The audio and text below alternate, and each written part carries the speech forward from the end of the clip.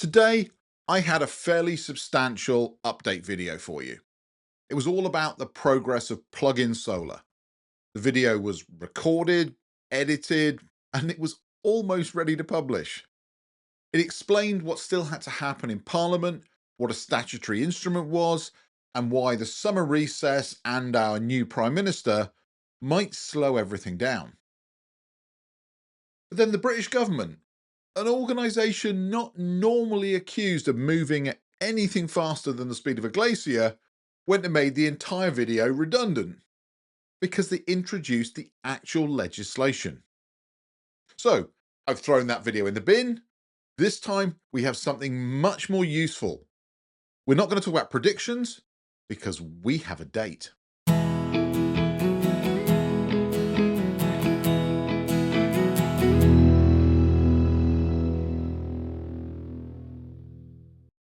So now I can confidently answer the question, is plug-in solar legal in Britain today? The answer? No, it's not. But the regulations have now been made, they've been laid before Parliament, and they come into force on the 27th of August 2026. From that date, compliant plug-in solar products will have a legal route to connect through a pretty standard British 3-pin plug. Now that's the headline, but please don't rush off and plug in any old microinverter just yet, because the words compliant product are doing quite a lot of work in that sentence. In this video, I'll explain what the new law changes, what it doesn't change, and one rather important rule that means some parts of the system need to catch up. The new legislation is Statutory Instrument number 848 of 2026. Now, its full title is not exactly designed for a thumbnail, but it amends both the plugs and sockets safety regulations and the electrical safety, quality and continuity regulations. It was made on the 16th of July, laid before Parliament on the 17th, and will come into force on the 27th of August. Now, it uses what is called the made negative procedure. In practical terms, it means it does not need to wait for MPs and peers to return from their summer holidays and vote in favour of it before it can take effect. It has already been made and it will become law on the stated date unless Parliament annuls it. That is why all of my discussions in the previous video about recess dates, parliamentary time, and a possible delay into September or October are now all in the recycling bin. The government did not merely move quickly, it actually made the instrument on the same day that it published the response to its consultation. And remember, that consultation only took 14 days. When the response said the legislation will be introduced quickly, it turns out when they said quickly, they meant it had already happened. So what does this very short piece of legislation actually do? Well, there are two main changes. The first concerns the plug. British Standard 1363 normally prevents an ordinary plug from being approved for connecting an electricity generating device to a socket.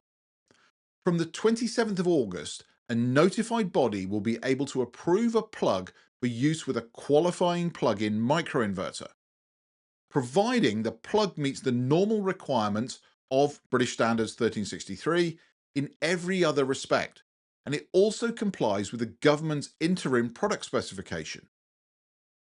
Now, the second change concerns the generating equipment itself.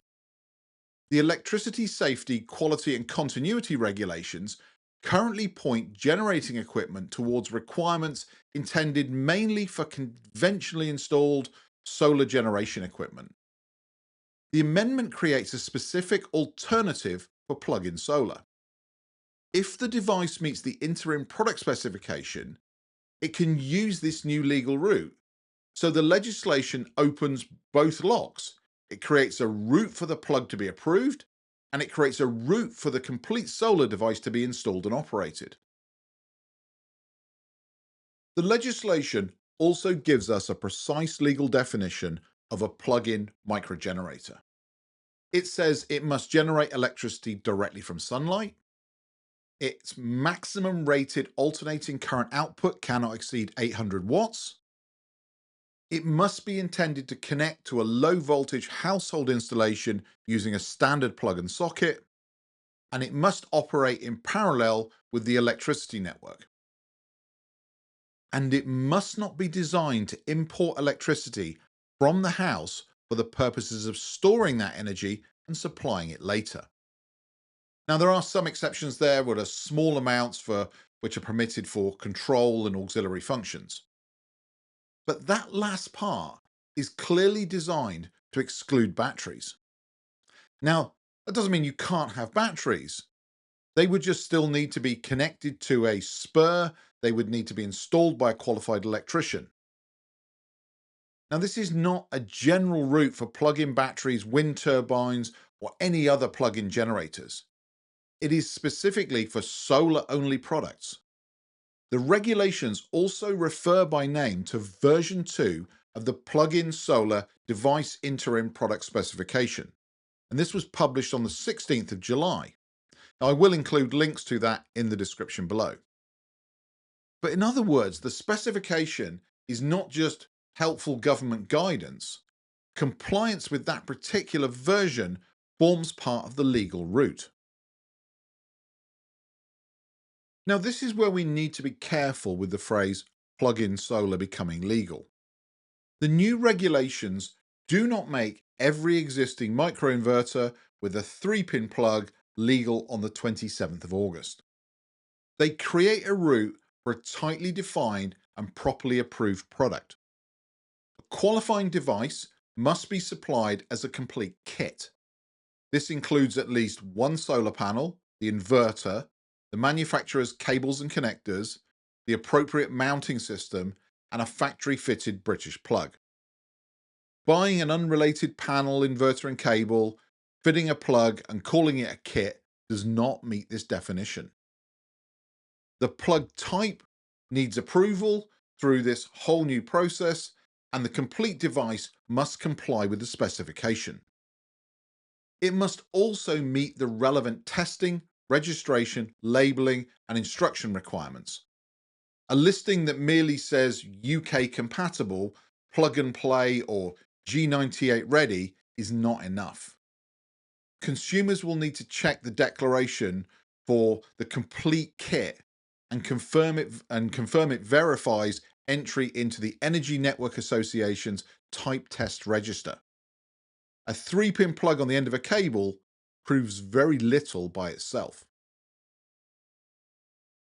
Now, the main technical limits have not changed.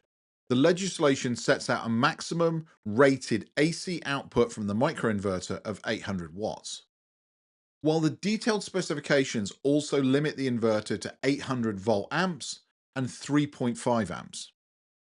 Now, for the ordinary consumer, it's reasonable to think of this as an 800 watt class system. Although watts and volt amps are not technically identical, for most people, they're close enough. The solar panels can have a combined rated capacity of up to 2000 watts, but it doesn't mean the kit can feed 2000 watts into your house. The inverter output remains limited. Extra panel capacity simply helps the system reach that limit more frequently in weaker lighting scenarios or when the panels are facing in different directions. Now, a kit can contain up to 4 panels, with no more than 2 panels in any series string. If the panel capacity exceeds 960 watts per string, the manufacturer must advise the customer to consider having an existing qualified electrical installation professionally assessed. The system must connect directly to a suitable socket and an eligible final power circuit. Now, the devil there is in the detail, because there's a lot of things that get excluded. You're not allowed to use extension leads, multi-way adapters, travel adapters, plug-in RCD adapters. All of these are not permitted. The manufacturer must also provide the correct mounting arrangements, a safe method for routing cables, and instructions for periodically testing the RCDs or RCBOs whilst the system is generating. Now, there is also one territorial detail worth mentioning. The change allowing the plug itself to be approved extends across England, Wales, Scotland, and Northern Ireland. However, the amendment to the electrical safety, quality, and continuity regulations only extends to England, Wales, and Scotland. Northern Ireland operates under a separate electricity framework, so I wouldn't assume that every part of the connection route applies there in exactly the same way it does in the rest of the United Kingdom. For the clearest description, the complete new route applies to Great Britain. If you are in Northern Ireland and you need guidance specific to the Northern Ireland regulations and network arrangements, please speak to the manufacturer of the equipment before purchasing and connecting anything. Now for the remaining catch, and it's an important one. The revised product specification permits one plug-in solar for each eligible, separately protected final power circuit. That could eventually mean one kit for your upstairs socket circuit and another on a separate downstairs socket circuit. Now, in some cases, many people I know on this channel have separate consumer units in their garage or in a garden office like the one I'm in now. Those are separate circuits. So in theory, you can have one microgeneration per protected circuit. Now, another thing to note, although the legislation has been published this week, it does not amend Engineering Recommendations G98. The current G98 network connection rules still restrict this type of arrangement to one device per household. So one device per circuit in the government's documentation is really an intended destination. But we're not there yet, and until the G98 is amended, the one device per household restriction still remains. So using two different sockets doesn't solve the problem. Using two different circuits right now still doesn't solve the problem until the G98 is updated. Now, obviously, if you have questions about this, I'd highly recommend that you reach out to your DNO who will be able to give you guidance in your particular region. So where does this leave us? Well, today, as of the 23rd of July 2026, the answer to the question, is plug-in solar legal, is still no. The new route is not yet in force. But this is no longer a vague promise. We are not waiting for Parliament to find time after the summer recess. The regulations have been made, they've been laid, and they've been given a commencement date. So from the 27th of August 2026, a compliant solar-only plug-in microgenerator will have a legal route in Great Britain. This does not automatically approve products already being sold. It does not permit things like extension leads or home-built combinations of components, and it does not include plug-in batteries, which personally I think have been sacrificed as a way of getting this through Parliament quickly.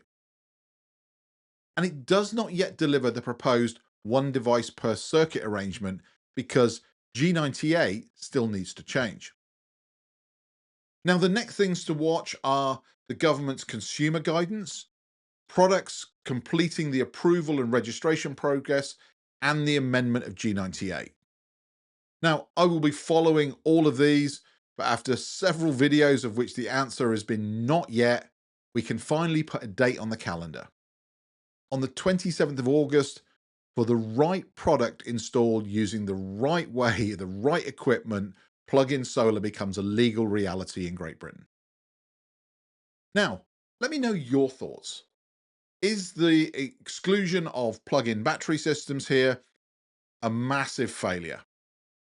I tend to feel it is, but I'd love to know what you think. That's it for today's video. I hope you found this useful.